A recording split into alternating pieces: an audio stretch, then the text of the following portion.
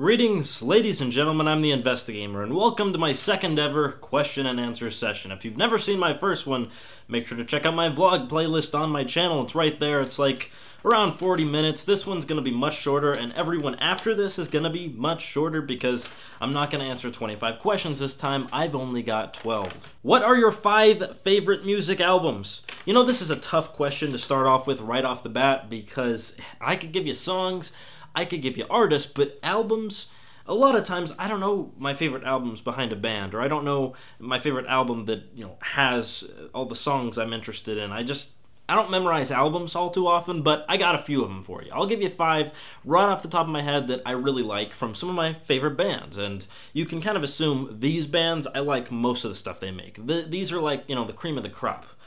Start off, we have Muse. Love that band. Probably my favorite album from them is Resistance album.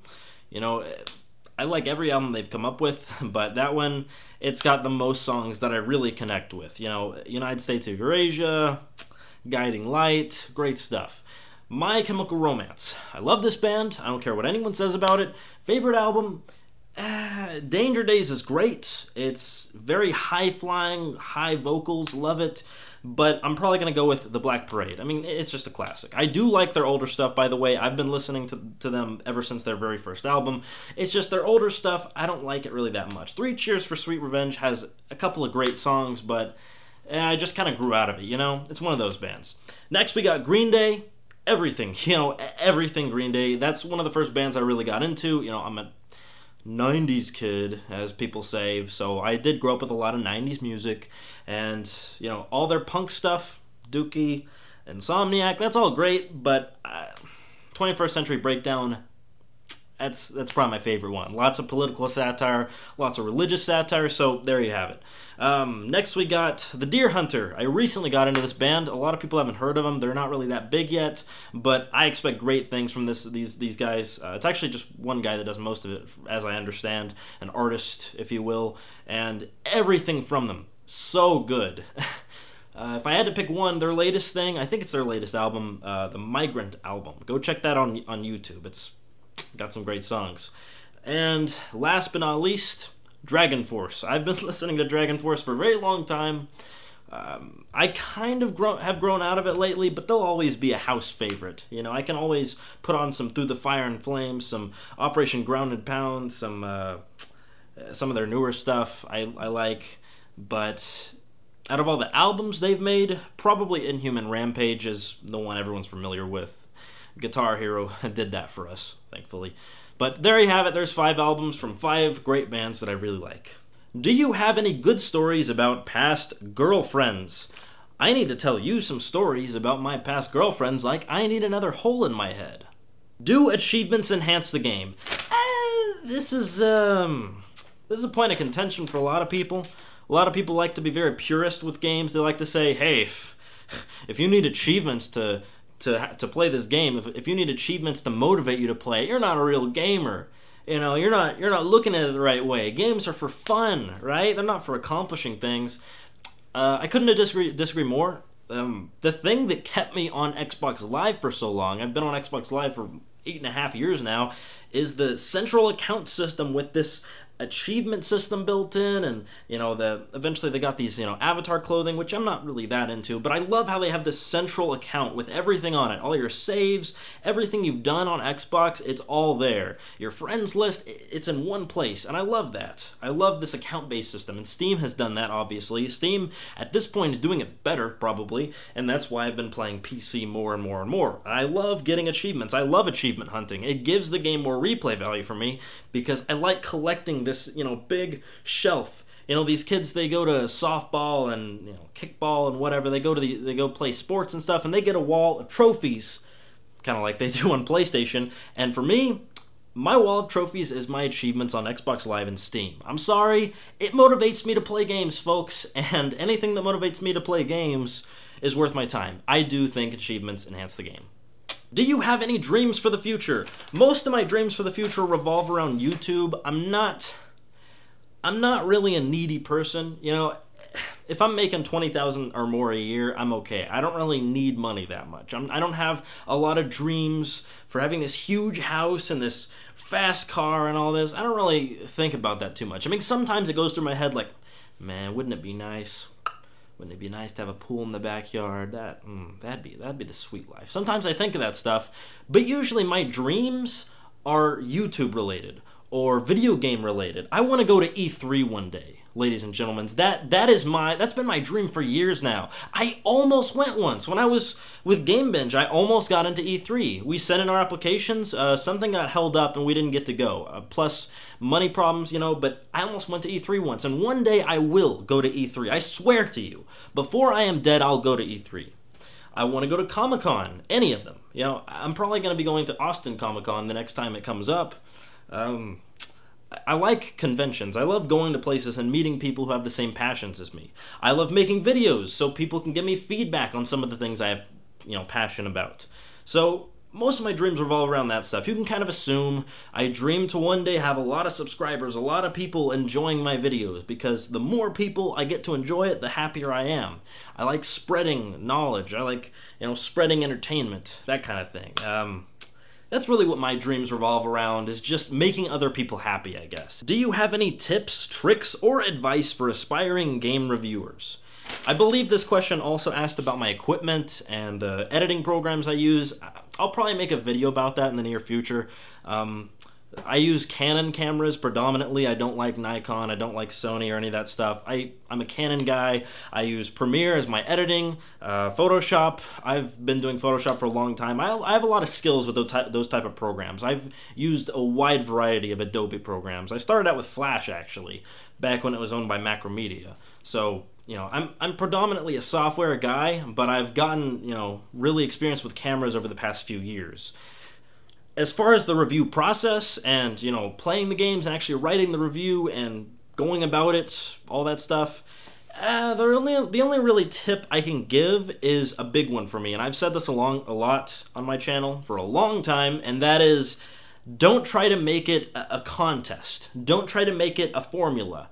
Don't have this, checklist next to you where you write a number in for every part of the game. Oh, the mechanics get a 5 out of 5. Let's see. I'd say the graphics are a 4 out of... the anti-aliasing really off there. No, let's take that down. No, don't do that.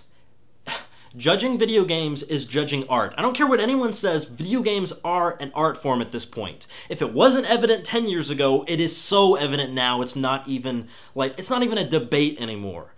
And when you go to review a game, you are judging art. Do not look at it like you can plug all the numbers into a calculation and come up with a number. That's what IGN does, and they're full of shit. Alright, so just... if you're going to review games, do it from the heart. Do it from the gut. It's got to come from the same place that a love song comes from. That, your favorite television show comes from. You got to do it from in here. You have to judge things based on your own perceptions. Don't try any of that objective bullshit. All right, be as objective as you can, but you got to put part of your heart and soul into it, all right? There's no other way to do it. I'm sorry, there's not. There is no such thing as the objective game review. You can try to judge it based on how much it's priced, based on how much people will like it, but you gotta cater to certain audiences. You gotta tell people, if you like this type of game, you'll probably like this. If you like this type of game, you probably won't. You have to talk like that. You have to try and judge how people's interests will react to this game. You can't just come up with a number that works for everyone. It doesn't work that way. Some people like Citizen Kane, and some people don't. Some people like Last of Us. Some people don't. A game is not objectively good or bad. It just isn't. It doesn't work that way, folks. And that's the one thing I can say about game reviewing. General question about the Souls series. When am I gonna stop getting these things? I fucking swear. Yes, guys, I acknowledge that Demon Souls, Dark Souls 2, these games exist, and yeah, I acknowledge they're good. People love them. You want to see reviews of them. Well, guess what? I'm not that good. Okay, I'm good at shooters. Sure, I'm good at shooters. But this game kicks my ass every time I try to play it, alright? I don't want to spend 6 or 7 or 8 or 9 or 10 or 12 hours having a game kick my ass, getting pissed off, rolling on the floor in tears just to make a stupid review, alright? They're fucking difficult. I'll get to them when I get to them, so stop asking. Thanks. Will you be playing Watch Dogs? Already have. Been playing it for over half a week now, and I wanted to have a review out on the day of, but, you know, the game's a little on the longer side, and I had a few problems. I'll admit I had a few problems at first. I was trying to play it on my computer, and here's the problem I was having. Lots of flashing lights everywhere. It was dimming and flashing, and the sky was changing colors. It was fucking obnoxious. I finally found out I just had to update my NVIDIA drivers. NVIDIA put out a beta driver that fixes all the Watch Dogs issues that I've seen anyways. Once that was done, I put those settings all the way up, all the anti-aliasing in there, super sampling, just... I got it running like a well-oiled machine now. That game looks beautiful. And I'm loving Watch Dogs, by the way. If you want an early review, I'll tell you this, it's gonna be high. I love this game. There are some things about it that I love more than Grand Theft Auto. I love the driving more than Grand Theft Auto. I do. I love the combat more than Grand Theft Auto. I really think this might be a Game of the Year contender, folks. It's a great game. It really is. It does the concept of hacking really well. It blew that shitty Remember Me game out of the fucking water. What is it like working with not productive members and or meeting internet legends like AVGN? I'll tell you this, I have only worked with a few of the not productive members. I've only worked with Brian.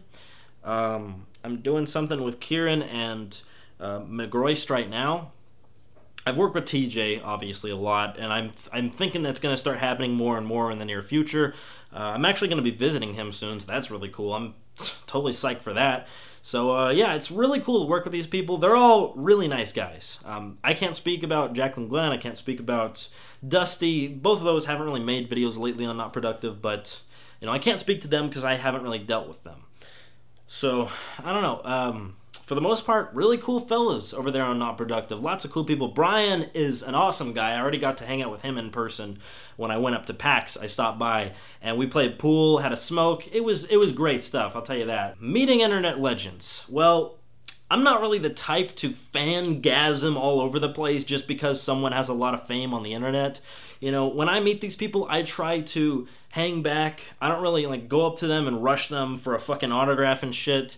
I'll wait till it's cool, and when it is cool, I'll go walk up and try to strike up a conversation, maybe get a picture, whatever, but I don't want to, you know, overwhelm them. I know if I ever became kind of big on the internet, I wouldn't want people, you know, bum rushing me for autographs constantly, so I try to respect that. I mean, obviously, if he said something like MagFest doing a signing or whatever, that makes sense, but when he's just out and about, like I met him at PAX, JonTron, and he wasn't really, you know, doing anything for YouTube there. He was just there to see the game, so I didn't want to fucking bother him. He was really cool, by the way. JonTron was fucking awesome. I talked to him about his panel at MagFest that I got to see, and I talked to him about how I thought he was a cosplayer at first, and I was like, hey, are you JonTron? I like walked up to him like, hey, I'll be damned. AVGN. James Rolfe is a fucking awesome dude. I got to talk to him for like 5 or 10 minutes right after he did this. He did this small panel about making indie films, and there wasn't a lot of people there. I guess they didn't know he was going to be part of the panel. So afterwards, I actually got to, you know, walk up and talk to him for a while, and he's a really cool guy. Very, very talented filmmaker. I got to say that. Phaelus, awesome, obviously. I don't know, it's always cool to meet people who you've been watching their work for a long time and you respect what they do. It's always cool to see how they are in real life. I've never met someone who I followed for a long time and been like, wow, that guy is a fucking asshole. That's never happened before. What are your thoughts on gaming industry media? How do you feel about the hype behind bro games like Call of Duty? Do they draw attention away from lower budget indie games? Well, this is kind of a primed question, right? I mean, the hype, I think, is overplayed. I don't think they deserve that much hype, but, you know, they rake in lots of money, and that's why they get the hype. I don't think that their hype damages indie games, though. That much I can assure you. There are tons of indie games out there right now gaining a lot of appeal, a lot of praise, a lot of huge reviews. Lots of people are buying them. They're raking in lots of money. A perfect example, Super Meat Boy, Binding of Isaac, FTL. These guys, they make a lot of money from their games. And it doesn't seem like Call of Duty is really putting a dent in that. Steam is a great engine, a great tool for selling these amazing indie games. I think in the near future, when Steam starts getting overloaded with all these games that come through on Greenlight, we might start having a problem getting these indie games going, getting them to make enough money for the developers to go on to make new projects. It might become a little problematic once this gets going, once a lot more people start flooding in on Steam. But for now, they're doing okay. You know, all the good games seem to be emerging. It is hard for an indie developer to get started. I've known a lot of them who've gone through a lot of shit to get started. They practically had to whore themselves out constantly on the streets, but they did it. They got it done. As for industry media, I'm not one of those guys that believes there's like a conspiracy where Microsoft and Ubisoft are paying IGN to give them 9s and 10s. I don't believe that they paid them to give Halo 4 a 9.5 out of 10. I don't believe they're paying to get Call of Duty an 8 or whatever it keeps getting, alright? What do you think about GOG, also known as Good Old Games? Well, to be honest with you, I've never bought a game from them. I don't have a library on GOG. The whole no DRM thing, just, it doesn't interest me, folks, okay? If I hated DRM that much, I would just pirate shit, alright? Piracy is easy these days. If you hate DRM so much, just pirate your games. You know, I don't think there's any moral obligation to buy games. I mean, I do buy my games, but I don't look at pirates in a wrong way. I don't look at them and go, ugh, you pirated your games? How could you? You're a disgrace to gaming. No, I don't do that. I know I have plenty of friends who pirate their games. GOG, it's cool to be no DRM and all this stuff, to not, require people to sign in to play their games and all this shit, to just have one download or whatever, but I like the concept of Steam. I like having my central account, I like buying my games for dirt fucking cheap prices, and being able to log in anywhere and download my game and play it. And in fact, you don't even have to download it anymore. They're introducing this streaming service where if you have it downloaded on one computer, you can stream it from there or something like that. So I love Steam. I like Steam. I'm happy with how Steam is, and I think putting things on GOG, not really that necessary. Kind of just a second market that's just feeding off of our market, which is Steam. GOG, they can stay where they are, they can do their thing, but I'm not really interested, to be honest. Admirable, it's admirable what they're trying to do, I just don't really care for it. What is your opinion about girl gamers, spelled G-U-R-L? Look, ladies, we love you, we really do, and you can play video games all you want, I don't give a shit. Video games are an entitlement for every gender. Every race, every creed, everything. Video games are not, they're not focused on one particular sect, all right? Video games are an art form. They're like movies and books. No one has an entitlement to video games. No one has, a card that says, I'm a gamer and I can do this, all right? So stop pretending like because you're a girl, you're special. You deserve special treatment. You deserve special attention because I'm a girl, but I also play games. What? How is that possible? It's possible. It's done every day. I know plenty of girls who play video games. I would wager that the amount of girls playing video games is nearly the same as the amount of guys at this point. Our entire culture. I think the last statistic was, 1 in like a third of Americans have a video game console in their house. So it's ridiculous to think that they're not also being played by girls. They are. How would you define the term hardcore gamer if you believe in such a thing? I guess I believe in the term, but a hardcore gamer would be the same thing as a movie buff, okay? A movie buff watches a fuckload of movies. They live, breathe, and eat movies. A hardcore gamer lives, breathes, and eats games. Their entire life is video games. They're doing it all the time. I would probably be in this category. I mean, look at that shit. I didn't make that for nothing. I have played a lot of games, and I play them almost constantly when I'm not doing this. But I don't think that puts you on a higher level in the caste system that is gamers. I don't think you're, a better gamer because you play them all the fucking time, because you're so hardcore about it.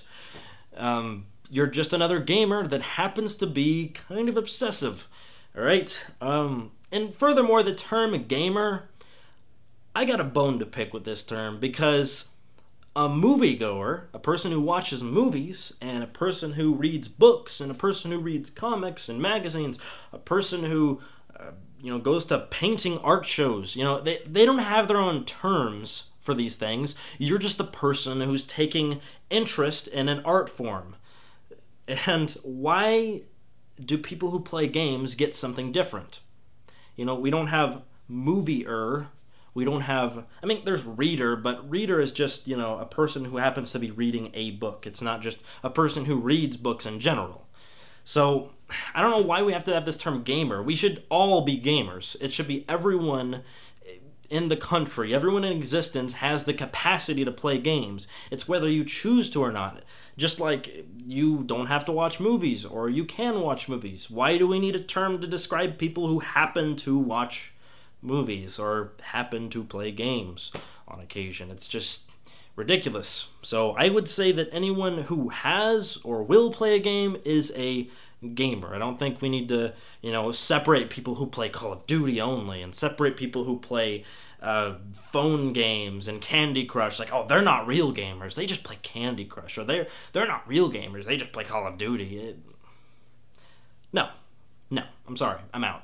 I'm not doing that. Well, that was my question and answer session. If you have questions for the next session, whenever that is, it might be in a week, it might be in 2 weeks, please leave me a comment down below and I'll make sure to mark it down. I hope you enjoyed the ones I chose for this one. If you want clarification on a question I answered, just leave a comment down below. I will get to you.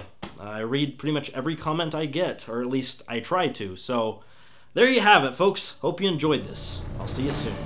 Never trust the crowd, only the investigation. Feel free to like my Facebook page for behind-the-scenes material, and follow me on Twitter for general channel updates.